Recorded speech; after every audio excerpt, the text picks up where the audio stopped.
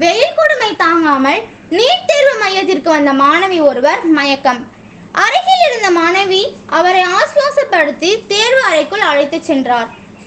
கரூர் மாவட்டம் வெண்ணெய்மலை பகுதியில் அமைந்துள்ள கொங்கு கலை அறிவியல் கல்லூரியில் 1200 மாணவ மாணவிகளும், மணல்மேடு பகுதியில் அமைந்துள்ள வேலம்மாள் மெட்ரிக் மேல்நிலைப் பள்ளியில் 736 மாணவ மாணவிகள் என கரூர் மாவட்டத்தில் மொத்தம் 1936 பேர் நீட் தேர்வு எழுதுகின்றனர்.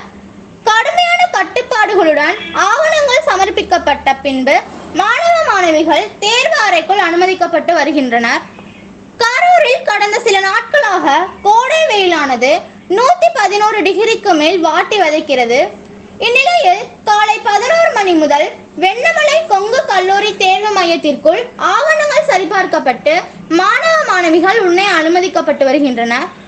ஆனால் தேர்வு மையத்திற்கு முன்பாக பந்தல்கள் அமைக்கப்படாததால் தேர்வறைக்குள் செல்வதற்காக காத்திருக்கும் மாணவ மாணவிகள் அங்குள்ள ஒரு சில மர நிழல்களில் காத்திருந்து உள்ளே செல்கின்றனர். சில வெயிலிலேயே காத்திருக்கும் சூழலும் ஏற்பட்டுள்ளது. அப்போது தேர்வு மையத்திற்கு தேர்வு எழுத வந்த மாணவி ஒருவர் திடீரென மயக்கமடைந்தார். உடனே அங்கிருந்த ஊழியர்களும் அருகில் இருந்த மாணவி ஒருவரும் அவரை நாற்காலியில் அமர வைத்து தண்ணீர் கொடுத்து ஆசுவாசப்படுத்தி தேர்வு மையத்திற்குள் அனுப்பி வைத்தனர். தேர்வு மையத்திற்கு முன்பு பந்தல் அமைக்காமலும் போதிய தண்ணீர் வசதியும் ஏற்பாடு செய்யப்படாததால் மாணவ மாணவிகள் மற்றும் அவர்களை அழைத்து வந்த பெற்றோர்கள் வெயில் கொடுமை தாங்காமல் அவதி அடைந்துள்ளனர்.